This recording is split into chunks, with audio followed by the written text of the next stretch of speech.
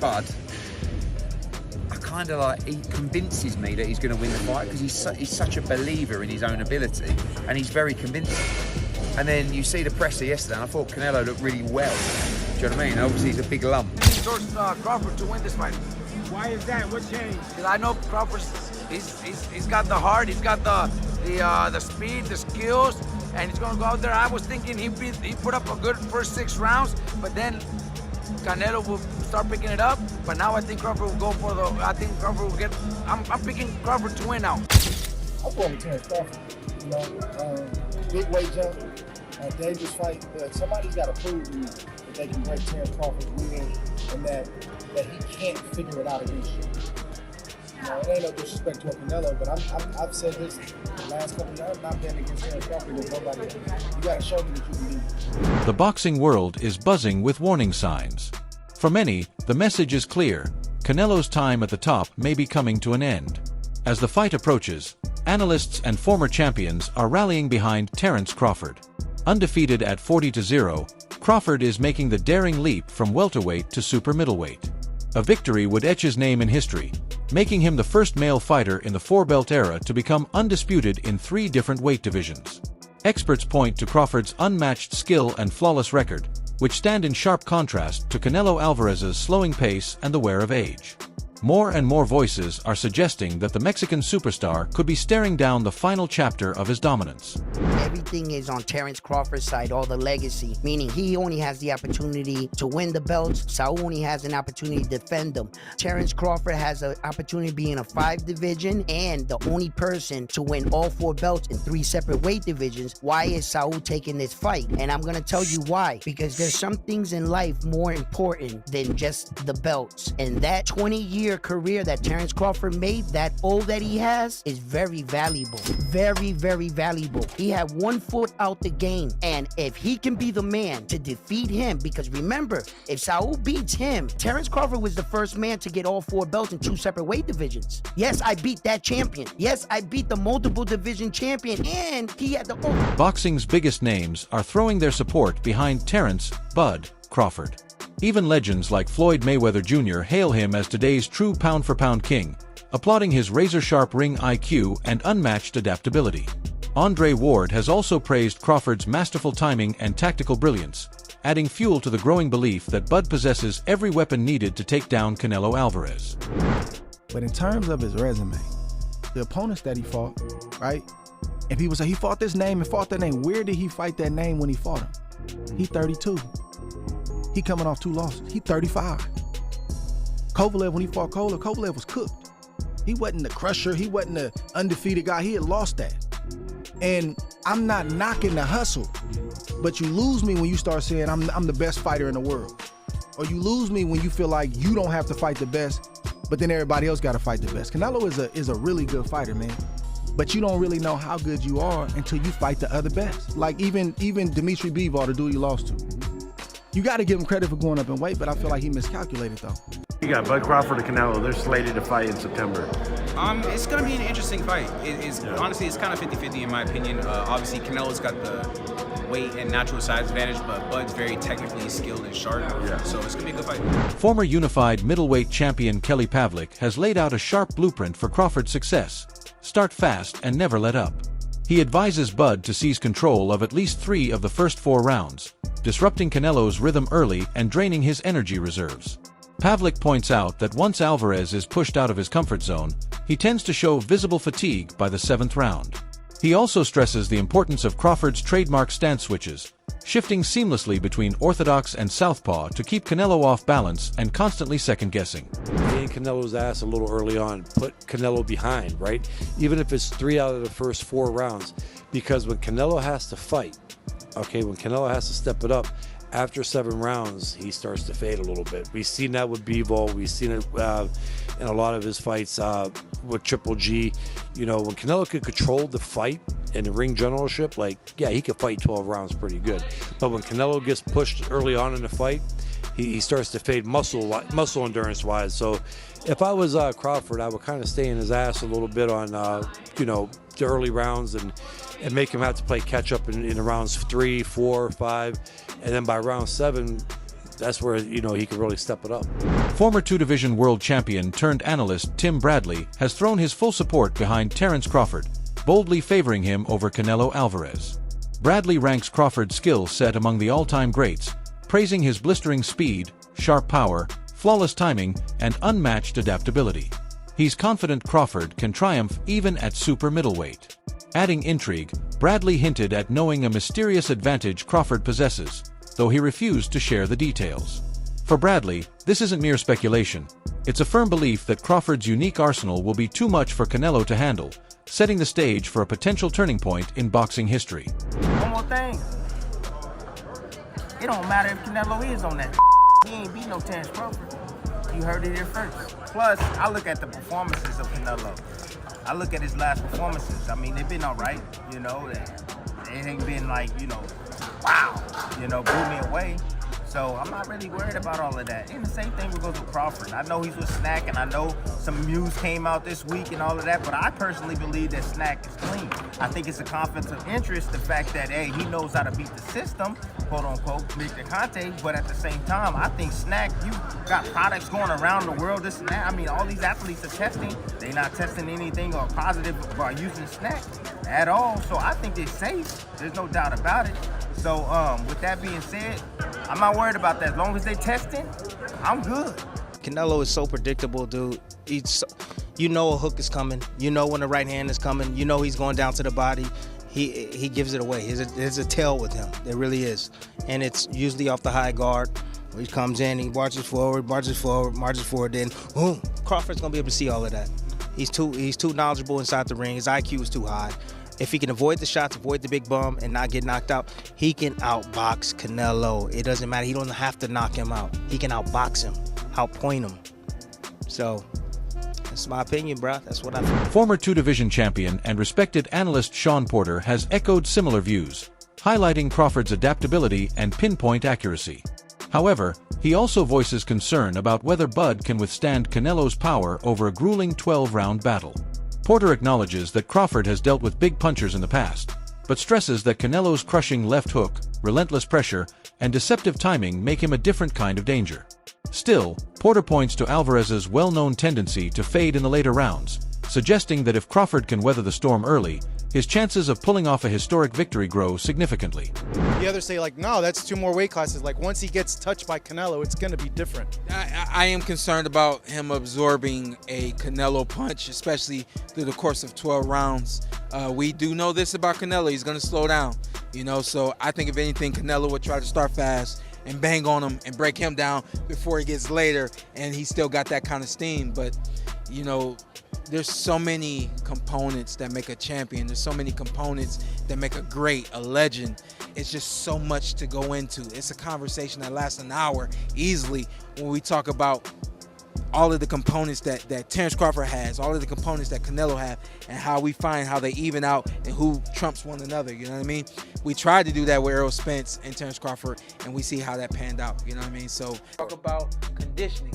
It ain't no secret. We all can look and say, yo, right around 9 rounds is when Canelo starts to really decline in his punch output. Statistically, look at it. Punch output just significantly dives. This fight, what we didn't see from Canelo, because he didn't have to do it, we didn't see him fight in spurts. He's going to fight in spurts against Terence Crawford. That's right. Terence is going to challenge him both offensively, defensively, and also not only challenge that, but challenge that gas tank. That's very much. See, that's what I'm saying. You don't have to question Crawford. You don't have to question him. And what do we know about Bud? Bud got it at the end of the fight. Stephen A. Smith has added his voice to the growing chorus, predicting that Crawford will outpoint Canelo with superior movement and ring IQ. Speaking on Andre Ward's All the Smoke podcast, Smith boldly declared that Crawford has what it takes to beat Alvarez by decision.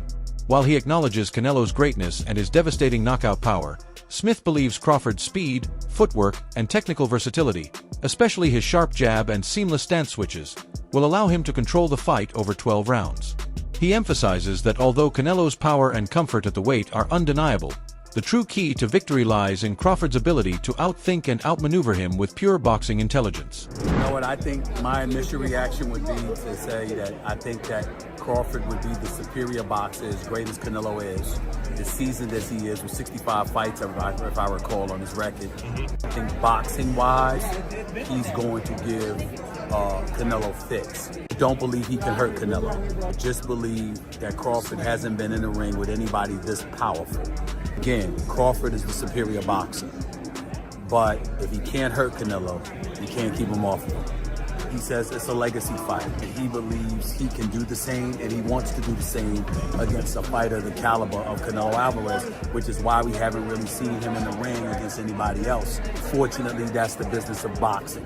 He's a victim of it, not a villain. You got a love for boxing. Yes, love Who boxing. gonna win the fight, man? That's coming up, the biggest Crawford. fight in boxing. Crawford. Huh? Crawford. I'm not hesitating. Crawford. I'm not even hesitating. Crawford. You gonna stand on that all the way to September 13th? I love Canelo. Crawford will beat Canelo. Crawford will beat Canelo by decision. I can't see anybody knocking out Canelo Alvarez. But I do believe that if you can box and you can move, that you can beat Canelo. You can outpoint him. That's right. When I think about Canelo, one of the things that I don't like about Canelo, despite his greatness, and a neck as wide as Broadway, for crying out loud. Right. It's like almost every shot has to be a power shot. It's a power shot, yeah. That's not beating Crawford. I will confess, I think Gervonta Davis's trainer, Cal, I think he said this. He said Crawford could find himself in trouble if he decides to engage with Canelo, because Canelo is the naturally bigger, strong fighter. And I don't care that Crawford's gotten bigger, and I don't care that Crawford's gonna go in there just as big as Canelo. Canelo is accustomed to fighting at the weight, and Crawford is not. And Canelo is a genius in this regard. You don't see him show up for fights not ready. He's always ready. always prepared. He's always ready. He's give him always that. prepared. So I think he's the slower fighter, though. And I think that Crawford is brilliant as a boxer. And I think that between switching to conventional and southpaw, using his jab and movement, I think that Crawford is going to outpoint Canelo because he's faster. But I don't think he's gonna. Even former two-division British champion Amir Khan, one of the few fighters who has shared the ring with both men, firmly backs Terence Crawford to defeat Canelo Alvarez. Khan points to Crawford's exceptional boxing IQ, slick footwork, elusiveness, and underrated power, qualities that made him nearly untouchable when they fought in 2019.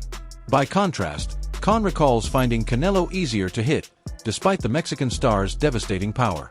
In Khan's view, Crawford's superior timing and movement could make this matchup surprisingly one-sided in favor of Bud.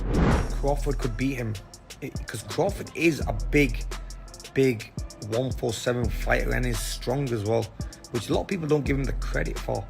I think that fight, if it does happen, as long as Crawford stays away and just boxes and be smart, he can win that fight. I think Crawford's a better fighter than Charlo, and he's a smart fighter as well. And he switches and everything, so that would be a very good fight. I fought them both. Like, what are the differences between them? Canelo's strong and is easily hit. Very easily hit, very easily. Compared to when I fought against Crawford, I couldn't hit clean. They both hit hard because, and you could see the strength when I was fighting against Crawford. He is very strong as well. So look, yeah, but why does he need to give that much away? He's pound for pound #1 in the world. Why does he have to go for fighting Canelo? Oscar De La Hoya has also weighed in, praising Crawford's sharp intelligence and fluid agility, even comparing his movement to the legendary Bruce Lee. The Golden Boy makes it clear he firmly sides with Bud. Taken together, these voices from across the boxing world view Crawford as the superior technical force, a fighter whose skills may prove too much for even a legend like Canelo Alvarez. I want to get your thoughts. Canelo, Crawford, who wins and why? Well, look, I mean, I've been in this game for such a long time, and I like to say I'm a historian. There's never been a good little man that beats a good big man. It hasn't happened. I mean, the exception is maybe Pacquiao beating me, but that situation, that scenario was like totally different. I was at the end of my career, and I was a shot fighter, and Pacquiao was coming up and he beat me. But a good little man which would be Crawford, just has never beat a good big man, which would be Canelo, in the history of the sport. It just now if Crawford can do it, Jesus Lord, I mean. On the Joe Rogan Experience, legendary commentator Jim Lampley delivered a breakdown worthy of ringside commentary for the looming Canelo versus Crawford clash. He highlighted Canelo's granite chin, attributing its durability not simply to toughness, but to the incredible lower body strength developed through years of equestrian training. At the same time, Lampley heaped praise on Crawford, likening him to a modern-day Sugar Ray Robinson, admiring his balance, power, and complete mastery of the sweet science. He framed the matchup as a monumental chess game, pitting Canelo's physical resilience against Crawford's refined technical brilliance, calling it not just a fight, but a defining moment in the history of boxing. Strength and conditioning. There's very few fighters that just train using skill, just train skills. Like George St. Pierre did that for a certain period of his career. I wonder if there's anybody left in boxing who trains just using the gym skills. There were a lot of them when I was first involved in the sport who would never have touched a weight. Right. You know, they they subscribed totally to the notion that that was negative. Right. And the worst case, I mean, they definitely did calisthenics, but that was it. It was just body weight exercises, you know, which brings us to Crawford, which I think is really interesting. The Crawford-Canelo fight. Beyond interesting. Fascinating. Fascinating. Because how does Crawford compete with that size? And, you know, we have to recognize, okay, well, when Canelo fought Floyd, it was 152 pounds, right? So he had dropped down, which was a struggle for him, which is why Floyd was so brilliant in getting him to go down to 152, because he knew he would be drained. Was it 52 or 54? Undefeated light heavyweight David Benavidez offered a sharp and balanced take on the Canelo versus Crawford showdown.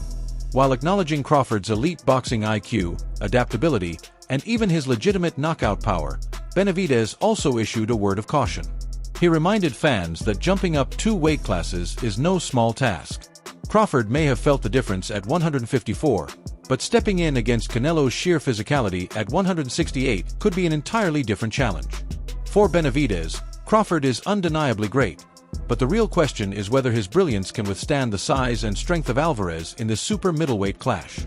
Terence Crawford, does he have an opportunity to beat Canelo? I think if anybody has a chance to beat Canelo, I think it's Terence Crawford. His IQ is on another level. He's a great fighter and he's strong. It's just that it's a lot of weight. I wouldn't be surprised if Terence Crawford wins. Wouldn't be surprised if he loses. Terence Crawford, when he went up against the best opposition, like Earl Spence, he showed what level he's on, what type of dog he is. I don't know. You really have to let these fights play out to see what happens. He might get hurt. That might activate him to come back strong. Could you still make 68? I don't want to make 68. No, I know you don't. Terence wins 68. Yeah, well, if that's, yeah, I can make 168. Respected trainer Derek James has sounded a clear warning for Canelo Alvarez. Speed could be the deciding factor in this fight. James points out that although Crawford is the smaller man, his superior hand speed and footwork give him a critical edge, an advantage he must maintain to stay effective. In James' view, Canelo will need to rely heavily on his timing, but any lapse could leave him chasing Crawford all night long. The bottom line, according to James, is simple. Canelo must play the bull, punching with precision and cutting off the ring, because when Crawford is operating at full speed, he's always a step ahead. Both guys have great attributes, right? That, you know, they do, and I think they have great attributes, and I think that, so we're looking to possibly see a great matchup, a great fight. And one could be an intellectual fight from Crawford, smart, intelligent fight. And I think, you know, Canelo probably has to be the matador in this one. He has to be the what? Matador, yeah. Matador, yeah. Yeah, you know. Who do you believe holds the edge in the highly anticipated showdown between Canelo Alvarez and Terence Crawford? Drop your thoughts in the comments below and let us know where you stand.